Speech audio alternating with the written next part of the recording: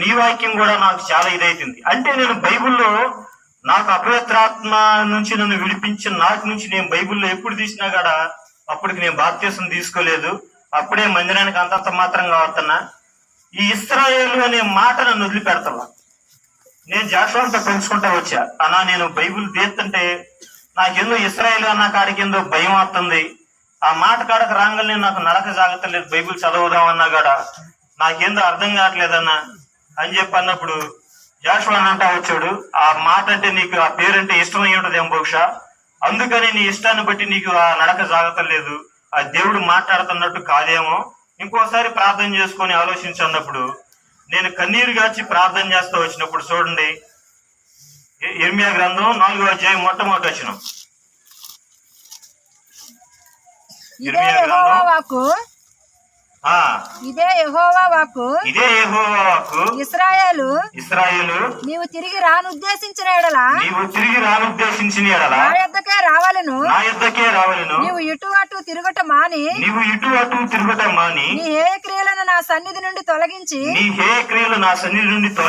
సత్యమును బట్టి న్యాయమును బట్టి నీతిని బట్టి యెహోవా జీవముతోడని ప్రమాణము చేసిన ఎడల జనములు ఆయన యందు తమకు ఆశీర్వాదము కలుగునందుకొందరు, ఆయన యందే అతిశయపడుదురు. అది మళ్ళీ ఇక్కడ నేను కన్నీరు పెట్టి ఏంది ప్రభు ఇది నా పేరుని బట్టి ఇష్టమా లేకపోతే ఏంది నువ్వు నాతో మాట్లాడుతున్నావు అని చెప్పి ప్రార్థన చేస్తూ వచ్చినప్పుడు దేవుడు నాతో స్పష్టంగా ఈ మాట మాట్లాడినప్పుడు జాషువా దగ్గర నేను గట్టిగా పట్టుకున్నాను. అన్నా లేదు, ఈ ఇశ్రాయేలు అనేది నన్ను బట్టి పిలుతున్నట్టుంది. ఒక నా సందర్భంలో ఈ వాక్యంలో నీవు అటు ఇటు తిరుగుటమ్మా అని, నేను అటు ఇటు తిరిగే సంగతి ఆయనకి ఎట్ట తెలుసు, ఇదేదో నాకు మొత్తానికి ఏదో భయంగా ఉందన్న అని చెప్పి అన్నప్పుడు జాషువా అన్న మాట, సరే నువ్వు బాప్తిసం తీసుకోవాలనుకుంటున్నావు కదా, ఇశ్రాయేలు అని దేవుడు నిన్ను పేరు పెట్టి పిలిస్తే, రాజారావు గారు ఉన్నాడు ఇప్పుడు గుంటూరులో, సీఎంలో జిల్లా సేవకుడిగా చేస్తున్నాడు గుంటూరులో, ఆయనే బాప్తిసాలు ఎత్తానికి వచ్చాడు. ఈ ఇశ్రాయేలు అనే పేరు నేను ఆయనకి చెప్పను అన్నా, మోహన్ రావు అనే పేరు, ఈ పేరు మార్చబడాలా, మీ దేవుడు మీకు ఏ పేరు ఇస్తే ఆ అనుమతిస్తే ఆ పేరు పెట్టండి అని చెప్పి నేను చెప్తాను అన్నకి. ఇశ్రాయేలు అనే పేరు నేను చెప్పను, దేవుడు నీతో ఇశ్రాయేలు అని చెప్పి పేరు పెట్టి పిలిస్తే ఖచ్చితంగా ఆ పేరు దేవుడు ఆయన నోట పలికిస్తాడు అని చెప్పి చెప్పాడు. బాప్తిసాల సమయం వచ్చింది, దాదాపులుగా 24 మంది ఏమో ఉన్నాం. కొంతమందికి మలాకి అని, కొంతమందికి ఇట్లా పేర్లు పెడుతుంటే నేను అనుకున్నా ఏంది అధ్యాయుల పేర్లు పెడతాడు ఏందని చెప్పి అనుకుని, ఓ అమ్మ నాకేం అధ్యాయం పేరు పెడతాడు అని చెప్పి భయపడని, ఏ చెప్పాడు చెప్పలేదు నా పేరు నిజంగా అని చెప్పి జాషువాను గట్టిగా పట్టుకుంటే నా చేతులు ఎక్కడెక్కడ వణుకుతుంది. నా చేతులు జాషువాను పట్టుకున్నప్పుడు ఏందబ్బా ఇట్లా వణుకుతున్నావంటే నన్ను నిజంగా చెప్పలేదు నువ్వు రాజారావు గారికి నా పేరు మార్చాలంటే. ఇశ్రాయేలు అనే మాత్రం నేను చెప్పలేదు. ఇశ్రాయేలు దేవుడు నిన్ను పిలిస్తే తప్పకుండా అది ఆయన నోట పలుకుతాడు, నువ్వు ప్రార్థన చేసుకో అని చెప్పి అన్నప్పుడు సరే నా పేరు వచ్చింది. వాటిబండ్ల మోహన్ రావు అని చెప్పి నా పేరు చదివినప్పుడు రాజారావు గారు, నేను కాలకట్ట మీద నుంచి కాలంలో దిగుతున్నాను, ప్రార్థన చేసుకునే దిగుతున్నా, నేను గడగడ ఉనికిపోతున్నా. నాకు ఏ పేరు పెడతావు, ఇది నాకు నిజంగా భ్రమ లేకపోతే నాతో మాట్లాడేడా ఏంది ఇది అని చెప్పి నేను ప్రార్థన చేసుకుంటా ప్రభా, నీ చిత్తాన్ని బయలుపరుచు ప్రభా అని చెప్పి నా కన్నీళ్ళు అయితే అవపడతలేదు, కానీ నేను లోపల దుఃఖం రగిలిపోతా. నేను ఎంతో బాధతో ప్రార్థన చేసుకున్నప్పుడు ఆయనంతా వచ్చాడు రాజారావు గారు, మోహన్ రావు అని ఇతను నేటి నుంచి ఇశ్రాయేలుగా మార్చబడుతున్నాడు అని చెప్పి అనగానే నాకు కళ్ళనీళ్ళు ఆగలా. నాకు ఇప్పుడు చెప్పుకున్నది దుఃఖం ఆగదు నాకు. ఎందుకంటే బాప్తిసం అనేది ఆశామాషే కాదు, పేర్లోనే మనం నచ్చితే పెట్టుకునే కాదు. దేవుడు నా ఎడల ఏం సంకల్పం ఉందో నేను ఇప్పటికీ తెలుసుకోలేను.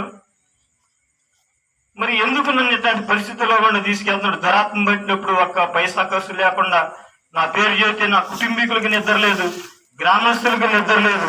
అటువంటి పరిస్థితి నుంచి నన్ను విడిపించాడు. నా పేరు విషయంలో నన్ను నా ఏడాది అంత కృప చూపిస్తా వచ్చాడు దేవుడు. ఇశ్రాయేలుగా మార్చబడుతున్నప్పుడు అన్నట్టు దేవుడు నీ మొరాలకి ఇచ్చాడు. నిజంగానే నిన్ను దేవుడు పిలిచాడు ఇశ్రాయేల్ అని. ఇశ్రాయేల్ అని నీ పేరు ఉంటదని చెప్పి జాషువా అంతా వచ్చాడు. అక్కడ దేవుడు నా కార్యం చేస్తా వచ్చాడు. తర్వాత చూసినట్లయితే నేను 2010 సంవత్సరం వచ్చింది, రోజులు గడిచిపోతా వచ్చిన ఇటాని 2010 సంవత్సరం వస్తే ఎంత కీడు అపాయం జరిగిందో మీరు అందరికీ తెలుసు. ఏం జరిగింది 2010 సంవత్సరంలో? నా వాగ్దానం చదవండి ఒకసారి. కీర్తనలో 147 అధ్యాయం 11వ వచనం.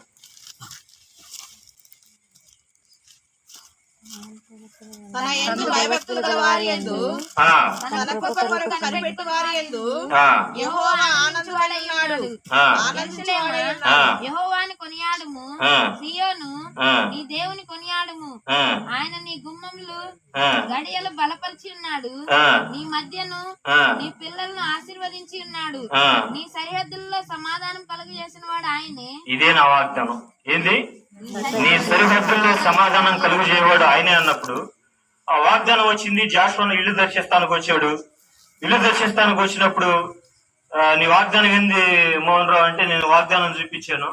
ఆ వాగ్దానం సరిగి నీ సరిహద్దుల్లో సమాధానం కలుగు చేయవాడు నేనే అంటే, ఏదో సమాధానం లేని స్థితి నీకు ఏదో రాబోతుంది, గొప్ప ఆపద రాబోతుంది, ఆపదలో చిక్కుకోబోతున్నావు అంటే, అప్పటికి నేను మరి దేవుని యందు నమ్మకం అయితే ఉంచలేదు. కానీ అప్పుడు ఆరోగ్యంగా ఉండేవాడిని కాబట్టి నేను నా మనసులో అనిపించింది ఆయన మాట చెప్పగలను.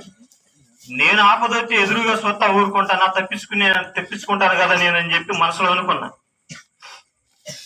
ప్రియమైనటువంటి వారులారా, ఆ సంవత్సరం మీ ఎట్టైనా మొక్కజొన్న వేసే చెవులు ఎరగదెత్తానికి వెళ్ళి అన్నం తిందామని చెప్పి చెట్టు కిందకు వచ్చాం. తాటి చెట్ల కిందకి చెట్టు ఎక్కాం. తాటికాయలు కోసుకుందాంలే అని చెప్పి. బాగా ఎండగా ఉంది, 1 గంట ఆ ప్రాంతం ఇది టైం. ఎండకు తట్టుకోలేకే మేము చెట్టు కిందకు వచ్చాం. నాకు చెట్లు ఎక్కటం అలవాటు లేకలేదు. నేను చెట్టు ఎక్కానంటే, తాటి చెట్టు ఎక్కానంటే చేతులు వదిలేసి కాళ్ళు మెలకేసి 1/2 గంట ఉండగలుగుతాను. ఆ విషయం నా తోటి వాళ్ళకి తెలుసు. నాకు అలవాటు లేక కాదు. నేను చెట్టు బాగానే ఎక్కాను. అవి కోసే సమయంలో నేను చెట్టుకి ఇట్ట కాళ్ళు మెలకేసి గెలెట పట్టుకున్నప్పుడు ఎవరో వచ్చి నా కాళ్ళు ఇట్ట పగలదెత్తన్నట్టు అయిపోయింది నా పరిస్థితి. మనిషి అయితే అవపడతలేదు కానీ నా కాళ్ళు ఇట్ట బలవంతంగా పట్టుకునేట, చెట్టుకు మెలేసిన కాళ్ళు ఇట్ట పట్టుకునేట పగలదెత్తన్నట్టుంది నా పని. నేను పెద్దగా మాట్లాడుతున్న చెట్టు మీద నుంచి. నేను ఎంత ప్రయత్నించినా ఆ కాళ్ళు అది లాగేద్దని బలం నుంచి నేను విడిపించుకోలేకపోతాను. నేను పైనుండి అంటున్నాను, కింద మా అమ్మ మా నాన్న వీళ్ళందరూ ఉండరు, అరుణ వీళ్ళందరూ ఉండరు. నాన్న నేను బతకనేమో, నేను చచ్చిపోతానేమో, ఇదేదో నేను అర్థం కావట్లేదు నాకు అని చెప్పి నేను మాట్లాడుతున్నాను. ఆ మాటలు మా నాన్న వాళ్ళకి ఏం రావట్లా, కింద ఎవరికి ఏం రావట్లా. ఏందో ఒకలాంటి ఇది వచ్చి నా కాళ్ళు ఇట్ట 2 కాళ్ళు ఇట్ట చెట్టుకు మెలికేసిన కాళ్ళు ఇట్ట పట్టుకొని ఇట్ట పగలు చేస్తున్నట్టుండి నేను ఎంత నా సాయశక్తులు ప్రయత్నించినా కూడా నా వల్ల కావట్లా. సరే ఏదైతే అదేందో ఇంకా నేను నా బలం సరిపోక నేనేం చేశానంటే ఇట్లా కొట్టుకున్న గెల వదిలిపెట్టి చెట్టు నాటేసుకుందాం అని చెప్పి ఇట్లా కొట్టుకునే తలకే ఒక్కసారిగా నా కాళ్ళు కొట్టుకుని కింద గుంజేసినట్టు అయిపోయింది నా పరిస్థితి. చెట్టు చాలా హైట్ ఉంది. నా మెడలో ఇంత బారు కత్తి ఉంది, 1 గజం పొడుగు కత్తి ఉంది. ఆ చెట్టు పైనుంచి ఆ చెట్టు మొదలు మీద పడి మళ్ళీ అంత ఎత్తు లేచి బాల్ లేచినట్టు లేచి వాగులోకి వెళ్ళిపోయాయి. నేను చెట్టు మీద నుంచి ఎప్పుడు పడ్డప్పుడు నా కాళ్ళు కట్టుకాలేదు, కానీ నా కత్తి తగిలి ఎప్పుడైతే చెట్టు మీద నుంచి ఇట్లా పడి లేచానో నా కాలు కట్టయిపోయి నా కండల్లో నుంచి మాంసం ఇట్లా ఉండాల్సిన ఎముకు ఇట్లా బయటకు పొడుచుకొని వచ్చేసింది. నాకు అర్థమైపోయింది, కానీ నాకు స్పర్శ చేత ఎముకలన్నీ గొల్లైపోయినట్టు ఇరిగిపోయినట్టు నాకు అనిపించి ఇక నేను నా బాధ ఇంకా శబ్దానికి చేరదన్నమాట. ఇట్లా కూసే బాధపడ్డ తర్వాత నేను స్పృహతో పడిపోయాను. నన్ను గుంటూరు జీజీ హాస్పిటల్ వేసుకెళ్ళారు, జనరల్ హాస్పిటల్ వేసుకెళ్ళిన తర్వాత మరి నా పరిస్థితి 18 రోజులు ఐసీయూలో ఉన్నా. నేను 18 రోజులు ఐసీయూలో ఉన్నాను. డాక్టర్లు చెప్పిన మాట ఏంటంటే, వీడు బ్రతకడు. ఏం చెప్పారు? వీడు బ్రతకడు. ఎందుకంటే బాగా బ్లీడింగ్ అయిపోతుంది, బ్లీడింగ్ ఆగతలేదు. మరి ముక్కుల్లో నుంచి చెవుల్లో నుంచి బ్లడ్ వచ్చేసింది. చూడటానికి భయంకరంగా ఉన్నాను. నా నెత్తురు తుడిచిన వాళ్ళు డాక్టర్లు కూడా నన్ను క్లీన్ చేస్తలేదు. ఆ బెడ్ మీద అంతే పండేసి ఉంచేశారు. నేను ఇక 15 మంది డాక్టర్లు నన్ను చూసిన వాళ్ళు బ్రతకడం తీసుకెళ్లిపోయిందమ్మా, ఇంకెందుకు తీసుకెళ్లిపోయేదేందో, ఇంటికాడ ఎవరొద్ద ప్రాణం అని చెప్పి అంటా వచ్చారు. అటువంటి పరిస్థితుల్లో మరి సంతకాలు పెట్టించుకొని నన్ను ఐసీయూలో తీసుకెళ్ళినప్పుడు దరిదాపులుగా నాకు 48 సెలైన్లు ఎక్కినాయి.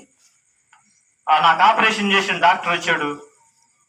కొంతకాలానికి నేను 18 రోజులు ఐసీయూలో ఉంటే నాతో మాట్లాడుతూ వచ్చాడు.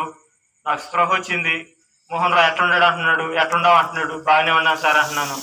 నా పక్క ఉండేవాళ్ళు 5 నిమిషాలకు ఒక శవం బయటికి వెళ్ళిపోతుంది నా పక్క బెడ్లో ఉండేవాళ్ళు. వాళ్ళని చూసినప్పుడల్లా నా కుటుంబీకులు కలవరపడుతున్నారంట, అమ్మో ఎప్పుడు ఏం వార్త నలిచి వచ్చిద్దో ఏందో అని చెప్పి. అయితే దేవుడు ఆ సమయంలో మరి నా ఎలా కృప చూపిస్తా వచ్చాడు కాబట్టి అసమంటి పరిస్థితుల్లో కూడా నన్ను ఆదుకుంటా వచ్చాడు. అదే కీడు కలగకుండా మరణానికి నన్ను అప్పచెప్పకుండా నన్ను ఆ విషయమై ఆయన తలంపు కలిగి ఉన్నాడు. అంత మాత్రమే కాదు కానీ ఆ కొద్ది రోజులు అట్లున్నప్పుడు నా కళ్ళుగానే ఉండి నా కళ్ళు చూపు పోయింది. నేను కళ్ళుగానే ఉండి ఏం తెల్లపొర్రాలు ఏదేమి రాలేదు, నా కళ్ళు చూపు పోయింది. నా కళ్ళు చూపు పోయినప్పుడు నేనట మనుషులను చూస్తా, నా కళ్ళు అంతా బాగానే ఉండే కానీ మనుషులు అవపడతల్లా నాకు. నేను చాలా బాధతో ఎడుతున్నా. నేను భయంకరమైన స్థితిలో అసలు నా దగ్గరకు వచ్చిన వాళ్ళను మరి కొడుతున్నానంట, గిచ్చుతున్నానంట, మీద పడి భయంకరమైన పరిస్థితిలో ఉన్నా. నేను ఎవరైనా వచ్చి నన్ను చూస్తానికి వచ్చి అయ్యా మోహన్ రావు అంటే గొంతు ఈని గుర్తుపడతానే గాని నేను మామూలుగా మనిషిని చూస్తానికి మనిషి అవపడతల్లా. డాక్టర్ని ఎట పట్టుకుని గట్టిగా నాకు సూప్ వచ్చిద్దా రాదని ఎటనే గుడ్డివాడుగా అయిపోతానంటే డాక్టర్లు నా బాధ చూసి అయ్యా నువ్వు ఏం కాదు, మరి దేవుడు సహాయపడతాడు, నీకేం కాదులే అని చెప్పి అంటా వచ్చినప్పుడు ఆశ్చర్యకరంగా ఆ పరిస్థితిలో నేను ప్రార్థన చేస్తా వచ్చినప్పుడు, ప్రభా నా పరిస్థితి ఇది, ప్రభా నన్ను తీసుకు ఈ బాధ నేను తట్టుకోలేకపోతున్నాను ప్రభా అని చెప్పి అన్నప్పుడు నేను ప్రార్థన చేసినప్పుడు దేవుడు నా మొరాలకి ఇచ్చాడు. వారం రోజులకి మనిషి ఎక్కడో మసగ్గా పడుతున్నాడు, ఎక్కడో కొంత దూరాన అవి పడతా వారం రోజులకి రోజు క్రమేణ వారం రోజులకి నా చూపు నాకు వచ్చింది. దేవుడు ఈ విషయంలో నాకు కార్యం చేస్తూ వచ్చాడు. 2000 సంవత్సరంలో నాకు అపవిత్రాత్మ ద్వారా గండం తెప్పించాడు, దేవుడు నన్ను రక్షించాడు. 2010లో మరి చెట్టు మీద నుంచి పడ్డప్పుడు ఎంతో మరి 10 సంవత్సరాల గ్యాప్ లో మరి ఆ విషయంలో కూడా దేవుడు నన్ను మరి ఎంతో స్వస్థపరిచిన వాడిగా ఉంటూ వచ్చాడు. అంత మాత్రమే కాదు కానీ అక్కడ కూడా శత్రువు వెంబడేస్తా వచ్చింది. నాకు ఆపరేషన్ అయిపోయింది, ఐసీయూలో నుంచి ఒక వార్డు ఇచ్చారు. ఆ రూమ్కి వెళ్ళిన తర్వాత హాస్పిటల్లో ఎట్టనే కరెంటు పోయినా ఎట్టనే మాట్లాడుకుంటున్నా, నేను మా బావగారు మాట్లాడుకుంటా వస్తున్నా, ఏందిరా అట్టా ఉందని మా పక్క పేషెంట్లు కూడా. ఈ 5 నిమిషాల్లో మేము నిద్రపోలేదు, కలరాల నాకు ఒక 6 వ్యక్తులు వచ్చి నిన్ను దాకా రానెత్తనే తప్పు, దాన్ని తీసుకెళ్తాం రా, అసలు బతకూడదని చెప్పి నన్ను పట్టుకుని లాక్కెళ్ళిపోతున్నారు బయటికి. నేను పెద్దగా ఎరుతున్నా, మా బావ అక్కడే కూర్చొని ఉన్నాడు, బావ నన్ను ఎవరో లాక్కెళ్తున్నారు బావ అని చెప్పి పెద్దగా ఎరుతున్నా గానీ ఆయన కింద రావట్లా. నేను బెడ్ మీద పడుకున్నా, నాకు ఎవరో లాక్కెళ్తున్నట్టు అనిపిస్తుంది నాకు. ఇక లాస్ట్ కి పట్టుకొని నువ్వు ఏదో రావని చెప్పి గుంజేసరికి ఒక్కసారి నా చెయ్యి మొత్తం ఇట్లా మంచాన్ని పట్టుకున్న చెయ్యి కూడా వదిలిపోయి వాళ్ళ శక్తికి ఏసయ్యా అని చెప్పి గొప్ప పెద్ద క్యాకేసి ఇట్లా పట్టుకుని ఇట్లా కింద జరిసా. ఆ జరిసినప్పుడు బైబుల్ నా పక్కనే ఉంది, ఆ చెయ్యి బైబుల్ మీద పడి ఎప్పట్లో ఏమి లేదు, అంతా ఏందో మాయమైపోయినట్టు అయిపోయింది. గడగడలాడిపోయి అప్పుడు నా సొక్క ప్యాంటు మొత్తం తడిసిపోయింది. ఏంది ఎట్టయిపోయింది మా బావ అంటే, బావ నేను ఎన్ని కేకలేసేది, ఎవరు వచ్చారు నన్ను తీసుకెళ్లిపోతున్నారని చెప్పి దురాత్మ అక్కడ నన్ను వెంబడేస్తా వచ్చింది. కానీ అక్కడ కూడా నా చెయ్యి విడిచిపెట్టల. కానీ అప్పటికీ నా వాగ్దానాన్ని నేను గుర్తుపెట్టుకోవాలి, దేవుడు నన్ను పిలిచిన పిలుపు. నేమనే ఇశ్రాయేలు నువ్వు తిరిగి రానుద్దేశించినలా నా యొద్దకే రావని. ఈ వాగ్దానం అయితే దేవుడు నాతో నేను ఇంకా లక్ష్య పెడతల్లా దాన్ని. ఈ విషయం ఇట్లా జరుగుతూ వచ్చినప్పుడు 2017వ సంవత్సరంలో దేవుడు నాకు ఇచ్చిన వాగ్దానం. 2010 బాధ అనుభవించాను, దేవుడు నన్ను స్వస్థపరిచాడు. బెడ్ మీద నుంచి నేను ప్రార్థన చేశా, ప్రభా ఇక నేను కష్టపడటానికి నాకు ఛాన్స్ లేదు, నేను పొలం వెళ్ళి కష్టపడే బలం నాకు అంటాం కూడా నేను అన్యాయస్తుడిని అయితేనేమో బహుశా.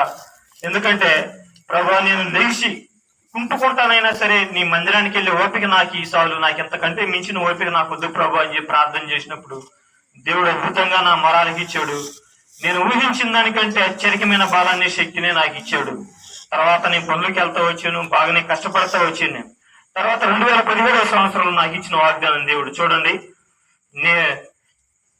లేవియాకాండం 26:6. లేవియాకాండం 26:6. ఆ దేశంలో నేను మీకు క్షేమము కలుగజేసేదను. చాలు, నేను మీకు క్షేమమును కలుగజేసేదను. ఈ వాగ్దానం వచ్చిన సంవత్సరంలో మీ ఎట్టానే పడుకున్న ఇంట్లోనే రాత్రి 1 గంట అయింది. గజన్నర ఉంటుంది తోసకం. తడికలో నుంచి ఆ వాకిల కాడ నుంచి ఈ మూలకు వచ్చింది, ఏ మూల నుంచి ఈ మూల బ్యూరో ఉంటది, ఆ బ్యూరో మీదకి వచ్చింది. నా కొడుకు పడుకొని ఉన్నాడు మంచం మీద, రాత్రి 1 గంట ఆ ప్రాంతంలో నిద్రపోతున్నాడు. అరుణు చూసింది పాము ఉందని చెప్పి అనగానే నాకు అవపడదు, కానీ ఆ ఇంటి ఇప్పటికీ పాము నాకు అవపడదు, ఆ అమ్మాయికి అవపడుతుంది పాము. సరే చూశాను. ఆ పాము ఏం చేసిందంటే అక్కడ బయలుదేరిన పాము డైరెక్ట్ గా ఇట్లా వచ్చేసి అసలు ఎక్కడ ఆగతలో చక్కగా వచ్చేసి తడికి మీదగా బీరువా మీదకి వచ్చేసి బీరువా మీద నుంచి డబల్ కట్ట మంచం మీద వ్యక్తులు పండుకొని ఉంటే వాడి మీదకి వస్తుంది. నేనేం చేయాలి ఇప్పుడు? 1 గంట కొడతానికి వీల్లేదు, పావుని తప్పించుకుంటదేమో, పైగా తోసపాము. ఏం చేయాలి అర్థం కాక మనసులో ప్రార్థన చేసుకున్నా. ప్రభువా, నా బిడ్డ మీదకి వస్తుంది, చచ్చిపోతే నేనైనా చచ్చిపోతా కానీ నా బిడ్డకి ఏం కానీ అని చెప్పి సెల్ ఫోన్ లైట్ వేసుకొని ఇట్లా సగం దిగింది పాము. బీరువా మీద నుంచి మంచం కాడికి సగం దిగింది. పిల్లోడికి పాముకి మధ్యలో నేను ఉండే సెల్ ఫోన్ లైట్ వేసి నేను ఉంచున్నాను. 1/2 గంట అయ్యింది. ఈ 1/2 గంటలో మా నాన్నని పుల్లారామయ్య దగ్గర పంపించి చిన్న పుల్లారామయ్య దగ్గరికి ఉండాడని పిలుచుకురండి అని చెప్పంటే వాళ్ళు నేను లేడు నిద్రపోతున్నాడని ఏదో చెప్పారంట విషయం. ఆయన రాలే. సరే ఏదైతే అయిందని చెప్పి నేను పాము నా ఎదురుగానే పాము తప్పుకోవట్లా, పిల్లోడికి పాముకి మధ్య నేను తప్పుకోవట్లా. అది ఎట్టానే ఉంది లైట్, ఎట్టానే సెల్ ఫోన్ లైట్ వేసి ఎట్టానే పట్టుకున్నాను. కొద్దిసేపు చూసిన తర్వాత అదేం చేసిందంటే బీరువా మీద టీవీ బాక్స్ ఉంటే అట్ట బాక్స్ లో జొరబడి చుట్టేసుకుంది. సరే కొడతానికి పట్టుకోవటానికి ఎవరు రావట్లేదు కాబట్టి ఇది ఎందుకు వచ్చిందో డైరెక్ట్ గా ఏదన్నా ఎలికల్ని పాడు పట్టుకోవటానికి వస్తే వాటిని తినాలి కానీ పిల్లోడి మీదకి వచ్చింది అని చెప్పి నేనేం చేసిందంటే దోమల తెర తీసుకొని ధైర్యంగానే ఆ పావుండ బాక్స్ అవుతుంది దోమల తెరలు వేసి మూట కట్టి ఈ లైట్ కిందకి తీసుకొచ్చే ట్యూబ్ లైట్ కిందకి. అప్పుడు నాతోటి కొంతమంది కూడా చూస్తారు దీంట్లో పాము లేదులే అన్న. ఎప్పుడైతే దోమల తెరలు అట్ట బాక్స్ తీసినా దోమల తెరలు అంత ఎత్తులు వేసింది పాము. ఆ సంవత్సరం అంతా నేను ఆ వాగ్దానం వచ్చిన సంవత్సరం ఏది నేను నీకు క్షేమమును కలుగు చేసేది అనే వాగ్దానం వచ్చిన ఆ సంవత్సరం 4 దాసపాములు చంపాం ఆ ఇంట్లో రేత్రే. ఈ రీతిగా దేవుడు ఆ సంవత్సరం కూడా నన్ను మర్చిపోలేదు. ఈ వాగ్దానం నా పక్షాన్ని నెరవేరుస్తూ వచ్చాడు. 2018 సంవత్సరం కూడా నిన్ను చేయవడు నేను నాశనం చేయడం అనేది ద్వితీయోపదేశకాండంలో వచ్చింది. ఆ వాగ్దానం నాకు నెరవేర్చాడు. ఇక 2019 నేను మీకు మంచి పేరును ఖ్యాతిని తెచ్చిపెట్టేదను. ఈ వాగ్దానం దేవుడు నా పక్షాన్ని నెరవేర్చాడు. 2020 సంవత్సరం వచ్చింది. నా జీవితంలో మళ్ళీ శ్రమ ఆరంభమైంది. 2020 సంవత్సరం క్రియాటిన్ 200 నాకు అన్నం తినలేకపోతున్నాను, వాంతులు ఆగతలేదు, దగ్గు తగ్గతలేదు. డాక్టర్ దగ్గరికి వెళ్ళాను, వెంకటేశ్వరరావు గారి దగ్గరికి. ఆయన మెడిసిన్ ఇచ్చినా తగ్గతలేదు. ఈ లోపు ఏం జరిగిందంటే నేనే అడిగా, అయ్యా బ్లడ్ టెస్ట్ రాయి, నేను బ్లడ్ టెస్ట్ చేయించుకొస్తా అంటే సరే పోయినప్పుడు ఎందుకైనా మంచిదని చెప్పి బ్లడ్ టెస్ట్కి రాశాడు. బ్లడ్ టెస్ట్కి రాసినప్పుడు క్రియాటిన్ 1.0 లేదా 1.5 లోపు ఉండాల్సింది, నాకు 2 ఉంది, అంటే 2కి వెళ్ళింది. 2కి వెళ్తేనే క్రియాటిన్ నేను అన్నం తినలేకపోతున్నాను, నీళ్లు తాగలేకపోతున్నాను, వాంతులు ఆగతల్లో నాకు. సరే హాస్పిటల్ వెళ్ళాను. హాస్పిటల్ వెళ్తే వాళ్ళు చాలా భయంకరంగా చెప్పారు నాకు. వాళ్ళు చెప్పిన దానికి నాకు ఇంకా బీపీ రేజ్ అయిపోయింది. దాదాపులుగా నా బీపీ 300కి వెళ్ళింది. హాస్పిటల్లో డాక్టర్లు చెప్పిన మాటలకి 300కి వెళ్ళిపోయింది. నా పరిస్థితి నాకు అర్థం కావట్లేదు. నాకు పట్టపగలే కళ్ళు చీకట్లో గమ్ముతున్నాయి, కళ్ళు తిరుగుతున్నాయి. ఇక వాళ్ళు ఏమన్నారంటే ఇక్కడ చేస్తే మటుకు ఎంత అయితే చెప్పలేము, అది మేము మా వశంలో లేదు, మీకు మొక్క తీయాలా, హైదరాబాద్ పంపించాలా, మద్రాసు ఎక్కడికో పంపించాలా, అది రావాలా, ఈ టెస్టులన్నీ చేయాలా అని చెప్పి అన్నాడు. సరేలే అని చెప్పి అక్కడ కాదులే అని చెప్పి మనం తట్టుకోలేము అని చెప్పి లలిత హాస్పిటల్కి అక్కడ నుంచి శివ కిడ్నీ కేర్కి 4 ప్రైవేట్ హాస్పిటల్ తిరిగి లాస్ట్కి జాషువా ఫోన్ చేసి జాషువా వచ్చాడు. జనరల్ హాస్పిటల్ చేరి జనరల్ హాస్పిటల్ ఆయన అనే మాట ఏంటంటే ఎన్ఆర్ఐ పెద్ద డాక్టర్ గారు వస్తున్నాడు, కూర్చోపండి అంటే ఉన్నాం. ఆ పెద్ద డాక్టర్ గారు రానే వచ్చాడు. నా రిపోర్ట్లు చూసి అన్నాడు, నీ స్టేజ్ ఎంతో నీకు తెలుసా అన్న. ఏందండి అన్న, నువ్వు 1 వారం రోజులు మనిషివే. ఎన్ని రోజులు మనిషివి? 1 వారం. అంతకంటే నీకు ఛాన్స్ లేదు. నీకు ట్రీట్మెంట్ చేసినా కూడా అనవసరం, వెళ్ళిపోవచ్చు నువ్వు అని చెప్పాను. నేను నవ్వుతా వచ్చా. ఏంటిరా నవ్వుతున్నావేంది, నేను చెప్పేది ఏంది, నువ్వు చచ్చిపోతావంటే నవ్వుతావేంది అని చెప్పాను. చచ్చిపోతే వెళ్ళిపోతాలేండి, నా తండ్రి దగ్గరికి వెళ్ళిపోతాలే అంటున్నాను నేను. ఇంతే అన్నా డాక్టర్తో. తండ్రి ఎవరు అంటున్నాడు, మీకు తెలియదు నేసి నవ్వుకుంటా నేను బయటకు వచ్చేసిన. జాషువా అన్నాడు, ఏం చెప్పాడు అన్నాడు. నా పరిస్థితి ఇంకా లేదంటన్నా, నేను 1 వారం రోజులు మనిషిని అంటున్నాడు, ఇంకా మెడిసిన్ కూడా ఎందుకు వెళ్ళిపోదాంలే ఇంటికి అని చెప్పన్నా. తర్వాత దేవుడు 1 వారం రోజులు అన్న మనిషిని ఎన్ని సంవత్సరాలు? 3 సంవత్సరాలు బతికిచ్చాడు. నా ఆయుష్ పొడిగిచ్చాడు 3 సంవత్సరాలు. ఆ 3 సంవత్సరాల్లో కూడా నాకు ఇచ్చిన వాగ్దానాలు 2020లో నా క్రియాటిన్ వస్తే 2021 సంవత్సరం దానియేలు 6:16 నా వాగ్దానం చదవండి. ఒక 10 నిమిషాల్లో ముగిస్తాను నేను. అంతటా రాజు ఆజ్ఞ ఇయ్యగా బంట్రౌతులు దానియేలును పట్టుకొని పోయి సింహముల గుహలో పడద్రోయగా రాజు నీవు అనుదినము తప్పక సేవించును నీ దేవుడే నిన్ను రక్షించునని దానియేలుతో చెప్పెను. ఇది నా వాగ్దానం, నీ దేవుడే నిన్ను రక్షించును. 20వ సంవత్సరం డాక్టర్లు అంటా అన్న మాట ఏంటంటే, నువ్వు రోజుల మనిషివే, అది కూడా వారం రోజులు లేదా గట్టిగా నువ్వు మెడిసిన్ వాడితే 3 నెలలు, అంతకంటే నీకు ఛాన్స్ లేదు, వెళ్ళిపోవచ్చు అన్నాను. సంతోషంగా నా అక్షరాలు స్కానింగ్లు మొత్తం కొట్టుకున్నాను. అట్లానే బయటకు వచ్చే సరేలే ఈ బాధ అన్న పోద్ది, పోతే దేవుని దగ్గర పోతే అసలు ఈ బతుకుంటే ఈ బాధ అన్న పోద్ది, దేవుని దగ్గర పోవటం మంచిది అని చెప్పి వచ్చేసింది. ఆ డాక్టర్లు ఆ సంవత్సరం చెప్పిన తర్వాత 2021 సంవత్సరం నాకు ఇచ్చిన వాగ్దానం ఏంటంటే, నీ దేవుడే నిన్ను రక్షించును. 2020 సంవత్సరం కాపాడాడు, 2021 సంవత్సరం కాపాడాడు, 2022 సంవత్సరం నా వాగ్దానం కీర్తనలు 121:7. ఏ అపాయమును రాకుండా యెహోవా నిన్ను కాపాడును, ఆయన నీ ప్రాణమును కాపాడును. ఇది నా వాగ్దానం. 2022 సంవత్సరం ఆయన నీ ప్రాణమును 2020 సంవత్సరం కాపాడాడు నా ప్రాణాన్ని. వారం రోజుల్లో పోయే నన్ను ఎన్ని రోజుల్లో కాపాడాడు? 2020 సంవత్సరం కాపాడాడు, 21 సంవత్సరం కాపాడాడు, 22 సంవత్సరం నా వాగ్దానం ఆయన నీ ప్రాణమును కాపాడును. ఈ రీతిగా దేవుడు నన్ను కాపాడుతూ వచ్చాడు. ఆయన వాగ్దానం ఇచ్చిన నెరవేర్చే దేవుడు. ఆయన వాగ్దానాల మీద ఎంత నమ్మకంటే, దేవుడు ఏదైనా మాట నాకు వాగ్దానం చేసాడంటే అది నేను తప్పకుండా నెరవేరుద్ది నాకు. నేను కూడా అంతే, ప్రభా ఈ సంవత్సరం అంతలో నీ వాగ్దానం తీసుకుంటే ఇప్పుడు నేను ఎట్లానే ప్రార్థన చేసుకుంటాను. ప్రభా ఈ సంవత్సరం అంతట్లో నాకు ఈ వాగ్దానం ఇచ్చావు, నెరవేర్చావు. నా యాత్రా జీవితంలో నా బ్రతుకులు బట్టి, నేను చేసిన యాత్రను బట్టి నాకు ఏ వాగ్దానం సిద్ధపరిచావు ఈ సంవత్సరం, దాన్ని దయచేసి ప్రభు నీ చిత్తానుసారంగా అని చెప్పి ప్రార్థన చేసుకున్నప్పుడు దేవుడు నాకు వాగ్దానం అనుగ్రహించాడు. ఇలా ఈ 2020 సంవత్సరంలో మొదలైన క్రియాటిను నేను తినాను. అంటే మొన్న ఒక నెల రోజుల క్రితం బాగా విపరీతమైంది నా పరిస్థితి. ఎంత విపరీతమైందంటే, నెల రోజులు దాపులుగా నేను అన్నం తినలా, నెల రోజులు ఇడ్లీ తినలా, అన్నం తినలా, నేను నెల రోజులు వాంతులతోనే ఉండని.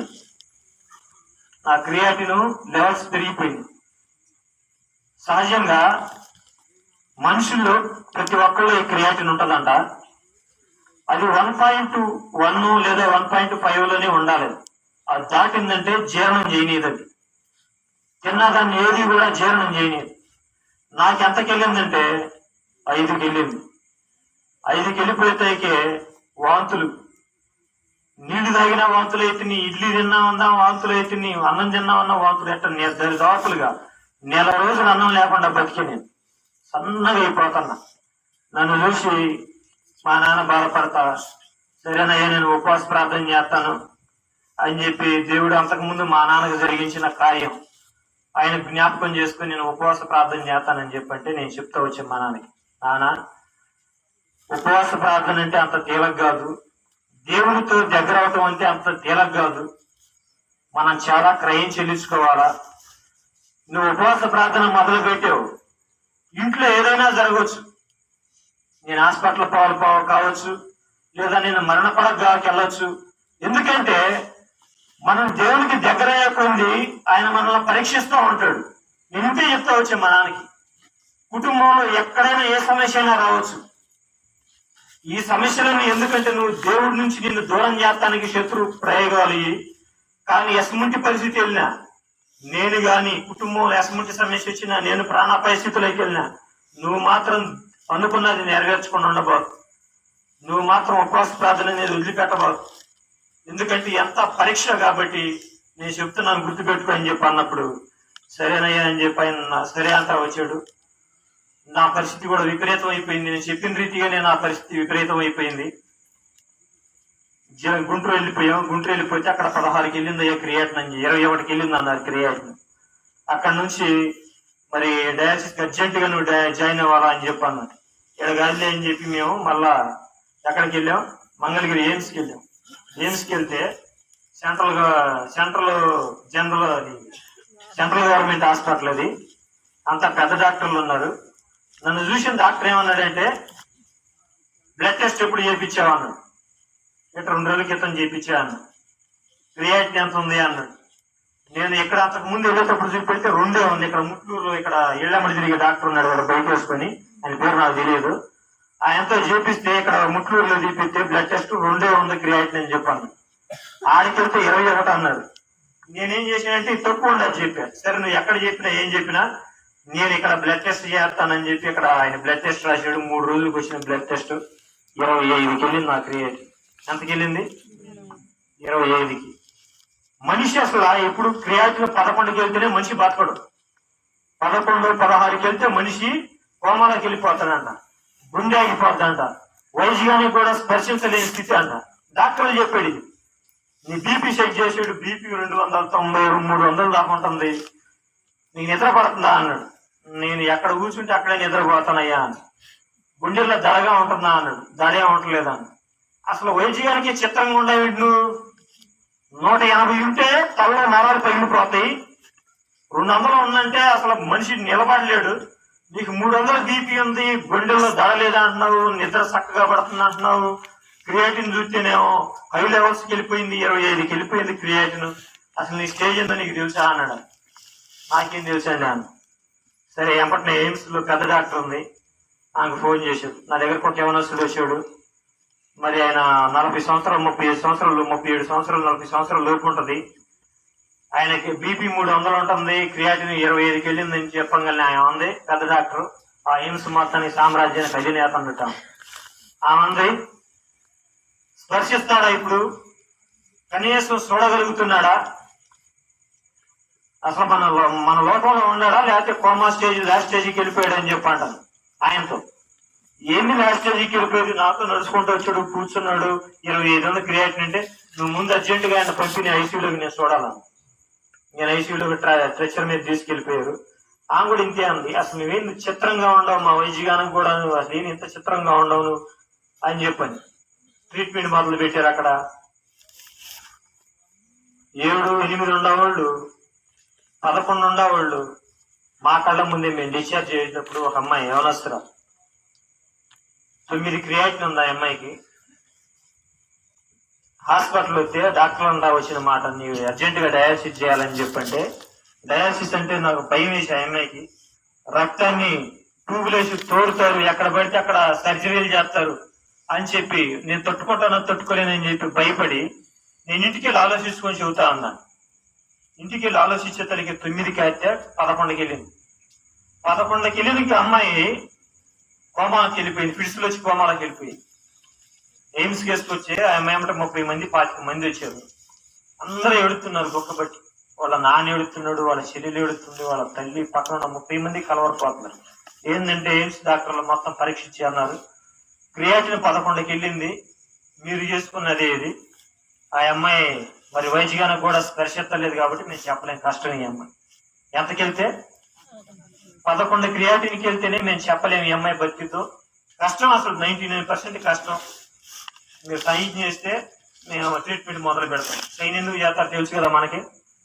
ఏమన్నా అయితే ట్రీట్మెంట్లో ఏమన్నా అయితే మాకు సంబంధం లేదు, ఈ అమ్మాయి కష్టం అని మేము చెబుతున్నాం అన్నట్టుగా సైన్ చేయమన్నారు.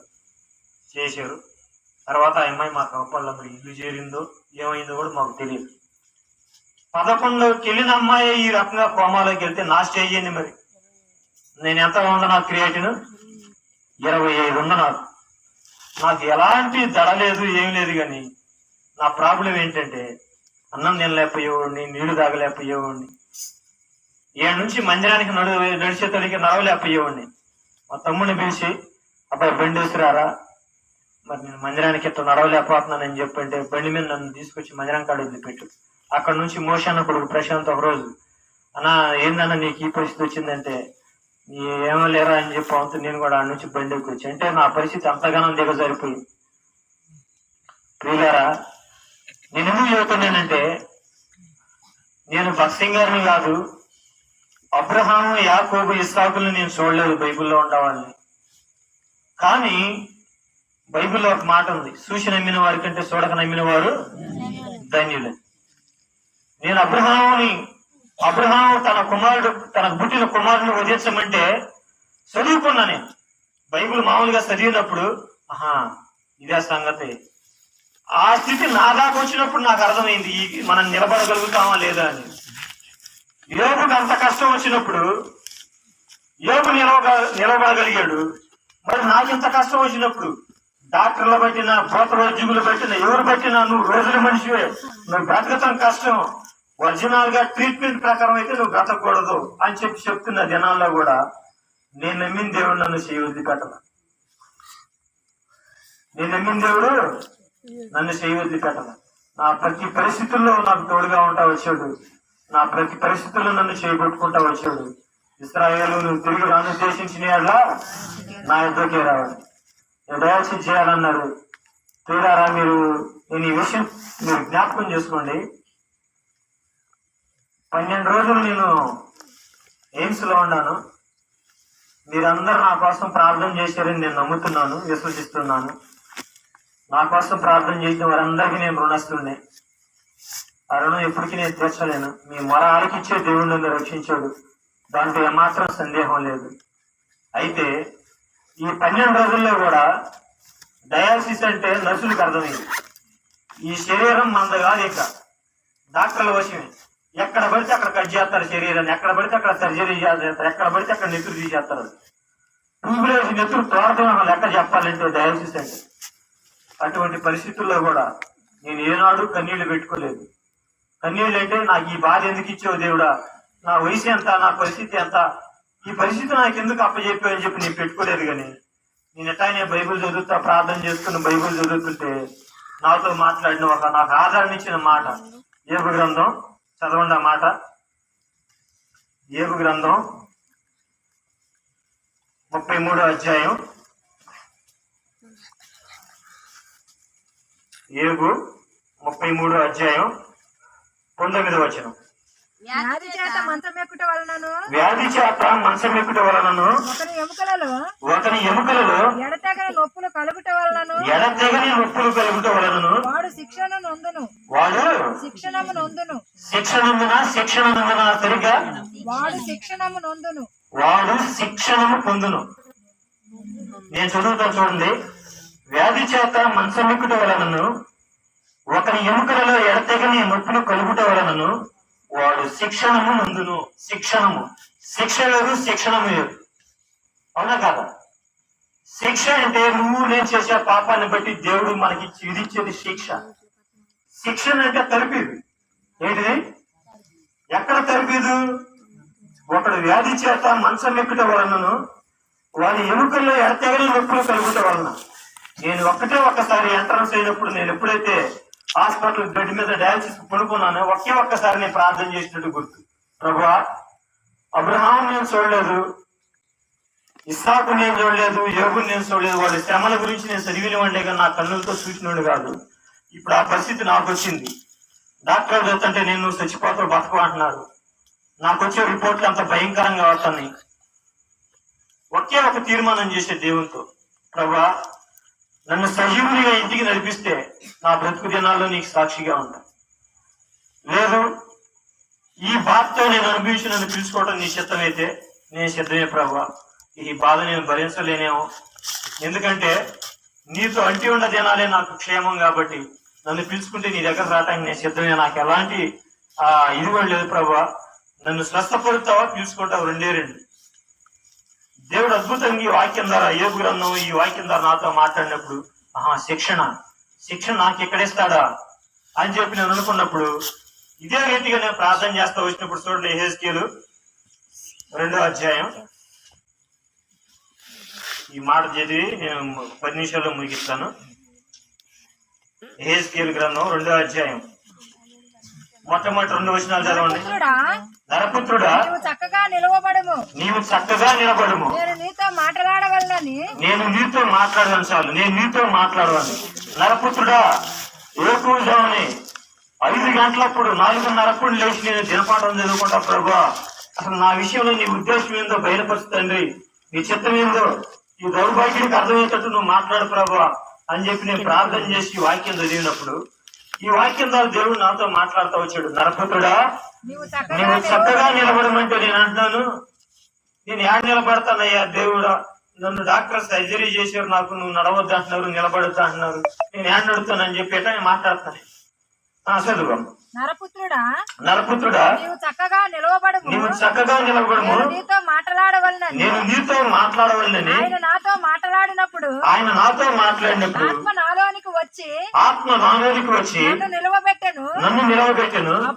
అప్పుడు నాతో మాట్లాడిన వాని స్వరము వింటిని.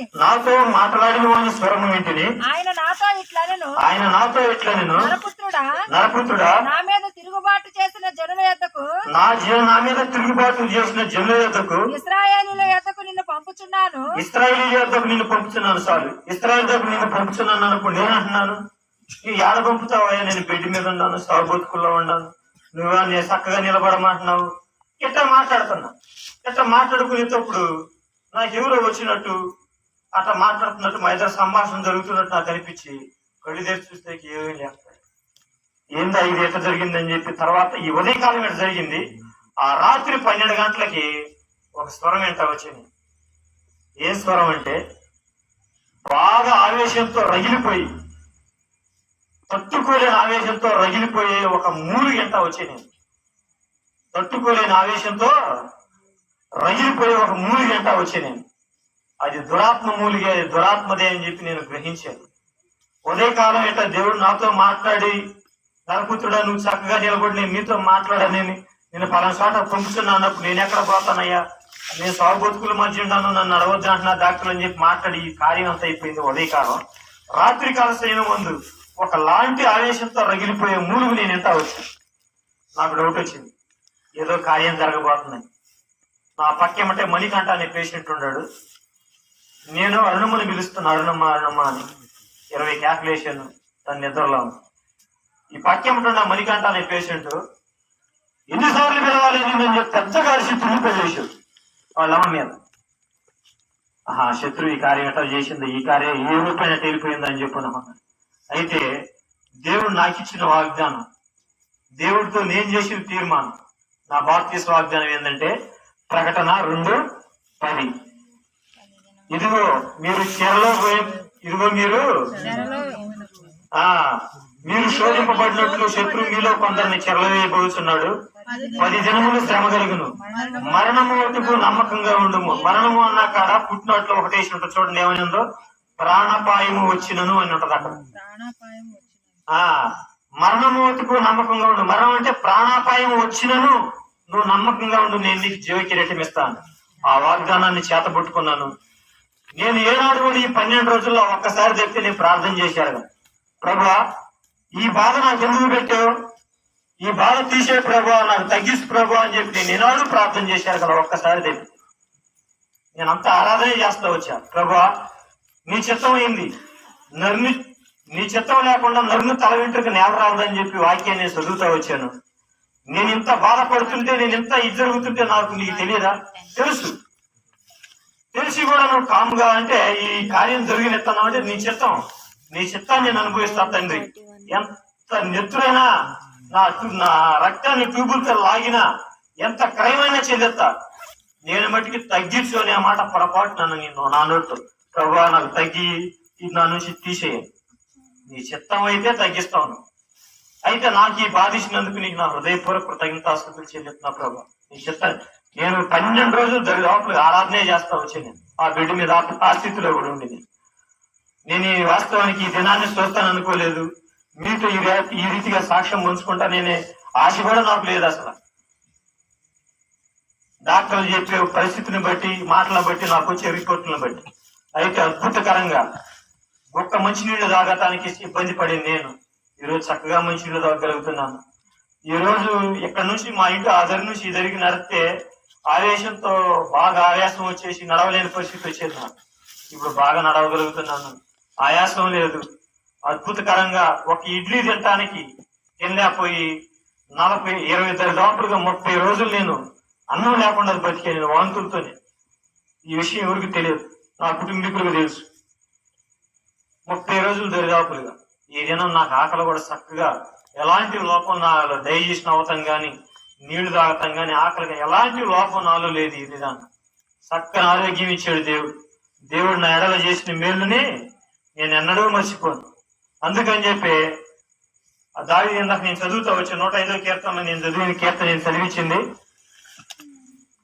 105వ కీర్తన మొదటి 2 వచనాలు.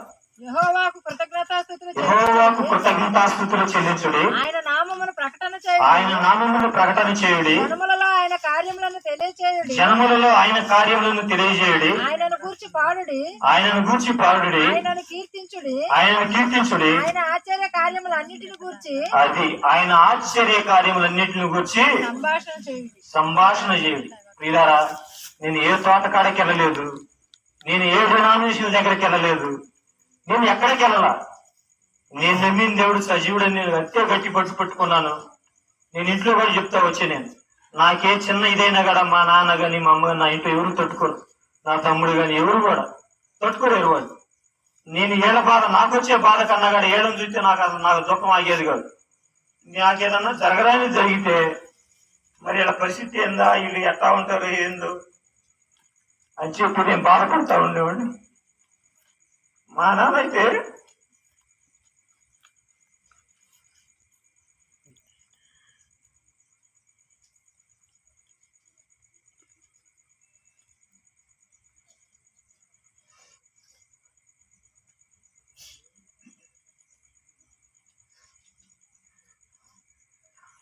నాకు కొంచెం ఇదైనా కూడా అన్నం తినేవాడు కాదు, నీళ్ళు తాగేవాడు కాదు. నేను ఒకటే ప్రార్థన చేసేవాడు, ప్రభా నాకేదైనా జరగరాది జరిగితే నేను పిచ్చోడైపోతాడేమో,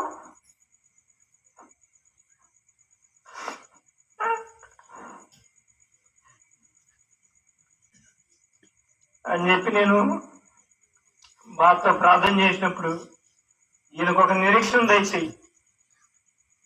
నాకేమైపోయినా కూడా నేను బతికి సజీవుడిగా ఉంటే వాళ్ళతో సంతోషిస్తాను. నీ చిత్తమైన కనుక పిలిచేవంటే నేను నీ దగ్గర ఉంటాను. కానీ నేను లేని లోటు ఆ బాధతో వీళ్ళు ఏం కాకూడదు అని చెప్పి నేను ప్రార్థన చేస్తా వచ్చి నేను ఒకటి అనుకున్నా మనసులో, ప్రభా మా నాన్న నోట ఆత్మీయంగా ధైర్యమైన మాట నేను మా నాన్న నోట రాగాలని నేనాను అని చెప్పి ప్రార్థన చేస్తా వచ్చాను. అదే రీతిగా తిమోతి అన్నప్పుడు కూడా ప్రార్థనా కోడికల్లో మా నాన్నకు రక్షణ లేకపోతే మా అమ్మ ద్వారా నేను రక్షించబడతా వచ్చాను. నేను మా నాన్న రక్షణ కోసం ప్రార్థన చేస్తా వచ్చా, కన్నీరు కాచి, ప్రభా నేనంటే అంత ఇష్టపడుతున్నాడు నా తండ్రి, మరి నా తండ్రి అంటే నాకు కూడా ఇష్టమే కదా, నేను రక్షించబడ్డాను, రక్షించుకున్నా. నేను పరలోకంలో ఉండి నా తండ్రిని ఎప్పుడుదేనా నరకంలో కేకలేస్తే నాకు ఎంత సంతోషంగా ఉండగలుగుతాను. కాబట్టి నా తండ్రికి రక్షణ దయచే ప్రభు. డాక్టర్ నా పరిస్థితి అప్పటికి కూడా ఇదిగానే ఉంది. డాక్టర్ని చూస్తేనేమో నేను హాస్పిటల్ పాలైతే వాళ్ళు డాక్టర్ల నాటి వచ్చే మాట ఏంటంటే నువ్వు బతుకు, ఎప్పుడు వెళ్ళినా సరే ఇదే మాట. నా పరిస్థితి ఏమో నువ్వు బతుకు అన్నారు. ఈయన చూస్తేనే ఈ పొజిషన్లో ఉన్నాడు. తనకు రక్షణ దయచే ప్రభా, నేను బతికొండగానే నా తండ్రి బాప్తిస్మం తీసుకోవడం నా కన్నులారా చూడాలని చెప్పి నేను ప్రార్థన చేస్తా వచ్చినప్పుడు అద్భుతకరంగా దేవుడు నా మొరాలకి ఇస్తా వచ్చాడు. నా తండ్రి బాప్తిస్మం తీసుకున్నాడు. తర్వాత అరుణం కోసం ప్రార్థన చేశాను, ప్రభా ఆయన కూడా బాప్తిస్మం తీసుకోవాలని. ఆమె నా మొరాలకి ఇచ్చాడు, ఆమెనే రక్షించాడు, నా కొరకి తీర్చాడు, నా మొరాలకి ఇచ్చాడు. నా తండ్రిని రక్షించాడు, నా మొరాలకి ఇచ్చి అరుణమ్మని రక్షించుకున్నాడు. నా తల్లి రక్షించబడింది, నా తమ్ముడు రక్షించబడ్డాడు, నేను రక్షించబడ్డాను, జ్యోతి రక్షణ పడింది, బాప్తిస్మం తీసుకున్నాను. ఏముంది బాబు అక్కడ వ్యక్తులు అక్కడే వాని కోసం ప్రార్థన చేస్తాను. అయితే నేను ఈ ప్రార్థన ఎప్పుడైతే చేశానో, ఏది నాకేమన్నా జరగరాని జరిగితే ఇది పిచ్చోడైపోతారేమో, ఏంది ఏ పరిస్థితి నాకు అర్థం కాక బాధతో నేను ఇచ్చేసినప్పుడు, ప్రభా ఒక శుభప్రదమైన నిరీక్షణతో నా తండ్రి బాప్తిస్మం తీసుకోవాలా, బాప్తిస్మం తీసుకున్న తను నాకు ధైర్యం చెప్పేటట్టు తన నోట నేను మాట వినాలి ప్రభా అన్నప్పుడు, నేను హాస్పిటల్ బయలుదేరి వెళ్ళబోయేటప్పుడు మా నాన్న నా మాట ఏం తెలుసా, అబ్బాయి నేను దేవుని మందిరానికి రానప్పుడు, దేవుని నమ్ముకోనప్పుడు పలానా పరిస్థితులు నాకు వచ్చినాయి. ఆ పరిస్థితుల్లో నేను ప్రార్థన చేసినప్పుడు దేవుడు నా మొరాలకి ఇచ్చాడు, మిమ్మల్ని రక్షించుకున్నాను. కాబట్టి దేవుడు అన్యాయం చేయడు. కానీ ఒకటి గుర్తుంచుకో, నేను బాప్తీసం తీసుకున్నాను, అమ్మ బాప్తీసం తీసుకుంది, అబ్బాయి భర్త అంటే తమ్ముడు బాప్తీసం తీసుకున్నాడు, కుటుంబంలో అందరం బాప్తీసం తీసుకున్నాం, రక్షింపబడ్డాం. నువ్వు కూడా ప్రార్థన చేసుకో. తగ్గించమనే నేను ప్రార్థన చేస్తున్నాను. దేవుడు తగ్గితే సరే సరే, లేదు ఆయన పిలుచుకున్నాడు అనుకో, నువ్వు చక్కగా సంతోషంగా నువ్వు కూడా ప్రార్థన చేసుకో. ఆయన పిలుచుకుంటే వెళ్ళిపోతావు. కాకపోతే నువ్వు ముందు, మేము వెనక. మాకంటూ ఒక నిరీక్షణ ఉంది. మేము నువ్వు ముందు వెళ్తావు, ఇప్పుడు తర్వాత మేము ఒక దినాన్ని మేము ఈ లోకాన్ని విడిచిపెట్టవలసిన వాడు. మేము వెనకాల వస్తాం. అయితే మాకుండా నిరీక్షణ ఏంటంటే నువ్వు పరలోకంలో ఉంటావని మా ఆశ. నా ప్రార్థన ఇదే. నువ్వు కూడా ధైర్యంగా ఉండు, ప్రార్థన చేసుకో. మనం బాధపడి చేయలేము అన్నప్పుడు నేను చాలా సంతోషపడ్డా. ఎందుకంటే నాకు కొంచెం బాగా పోయినా వీళ్ళు తలకిందులు అయిపోయేవాడు, భలే గొప్ప మాట అన్నాడు అని చెప్పి ఇంతే అన్నాడు. నువ్వు ప్రార్థన చేసుకో, నువ్వు బాప్తీసం తీసుకున్నావు, మేమందరం బాప్తీసం తీసుకున్నాం, మేము ప్రార్థన చేస్తున్నాం. దేవుడు తగ్గితే సరే ఉంది. ఒకరు పిలుచుకున్నాడు అనుకో, సంతోషంతో దేవుని దగ్గర ఉంటావు, ఉంటే మా మధ్య ఉంటావు, దేవునికి సాక్షిగా ఉంటావు. దేవుని చిత్తానికి వదిలేద్దాం, దేవుడు ఏం చేసినా దేవుడే మయం పరచబడాలని చెప్పి చెప్తూ వచ్చినప్పుడు ఆ సంతోషాన్ని గుండెల నిండా నింపుకున్నాను. హాస్పిటల్కి వెళ్ళిపోయాను. నాది ఇదే, ప్రభా నన్ను బ్రతికించి సజీవునిగా నన్ను ఇంటికి తీసుకెళ్తే నేను నీ సాక్షిగా బ్రతుకు తినాలని లేకూడదు. నేను ఈ రీతిగా బాధపడుతున్న నీ చిత్తం అయితే నీ కృప నాకు దయచేయి. ఈ ముళ్ళు నా నుంచి దూరం కావద్దని ఇట్లనే ప్రార్థన చేసుకున్నాను. అద్భుతకరంగా నా కోసం ప్రార్థన చేసిన మీరందరూ మన దేవుడు ఆలకిచ్చాడు. మరి టైటస్ అన్న సంఘం మరి నా కోసం ప్రార్థించినవాడు, మరి సాయిల్ మోయాడు కానీ, ఏలి అన్నోడు కానీ, మరి ఈ రీతిగా తిమోతి అన్న కానీ, అందరైతే నా కోసం మరి సహవాసం కానోళ్ళు కూడా, మన సహవాసం కానోళ్ళు కూడా ఎందరో మరి నా నిమిత్తం ప్రార్థన చేశారు. మీ అందరం మరలా దేవుడు ఆలకిచ్చాడు. మీ ఎదుట నన్ను సజీవుడిగా నిలబెట్టాడు. మంచి ఆరోగ్యాన్ని ఇచ్చాడు. ప్రస్తుతానికి ఏమిచ్చాడు? మంచి ఆరోగ్యాన్ని ఇచ్చాడు. ఈ ఆరోగ్యాన్ని నేను పొందుతానని చెప్పి నేను అనుకోవాలా. కానీ మన దేవుడు, మనం నమ్మిన దేవుడు, మనం ఏ దేవుడు అయితే ఆధారపడ్డాం ఆ దేవుడు నమ్మదగిన వాడు. ఆయన ఎప్పటికీ అన్యాయస్తుడు కాదు. ఆయన అన్యాయం చేయట అసంభవం. ఏబు సెలవిస్తా వచ్చాడు. మనం రోగాన పడి మనసాన పడ్డామంటే మనకేంది? శిక్షణ. నేను మొన్న మందిరం కాడ దేవుడు అన్న సాక్షి కలిగినప్పుడు కూడా ఇదే చెప్పారు. అక్క నాకు ఈ శ్రమ రావటం మంచిదే, ఈ శ్రమే రాకపోతే నేను దేవునికి అంత దగ్గర అయ్యేవాడిని కాదేం బహుశా అంటా వచ్చినప్పుడు అన్న కూడా అంతా వచ్చారు. మందిరంలో సాక్ష్యం చెప్పు మోహన్ రావు అని. మీరు అనుమతి అయితే తప్పకుండా చెబుతానన్నా అని చెప్పాను. సమయం లేని కారణాన్ని బట్టి ఇంకా అనేక అద్భుతాలు కార్యాలు చేస్తా వచ్చాడు. నేను చెప్పుకోలేకపోతున్నాను, ఎందుకంటే సమయం లేని కారణాన్ని బట్టి. మీరందరూ మా ఆహ్వానాన్ని మన్నించి వచ్చారు. నా కోసం ప్రార్థన చేసిన వారందరిని బట్టి వందనాలు. నేను కోరేది ఏంటంటే దేవుడు సంపూర్ణ స్వస్థత తన సొంత సమయంలో జ్ఞాపకం చేసి తన చిత్తం అయితే సంపూర్ణ స్వస్థత, లేకపోతే నా సిద్ధపాటు. దీనికోసం ప్రార్థన చేయండి. నేను మిమ్మల్ని కోరుకునేది అదే. నేను దేవుల్లో గట్టిగా ఉన్నట్టు నేను నా కుటుంబం దేవుళ్ళు ఎదిగేటట్టు ప్రభు చూపించలాగిన నా కోసం ప్రార్థన చేయండి. మీరు వచ్చిన వారందరిని బట్టి వందనాలు చెల్లిస్తూ ఉన్నాను.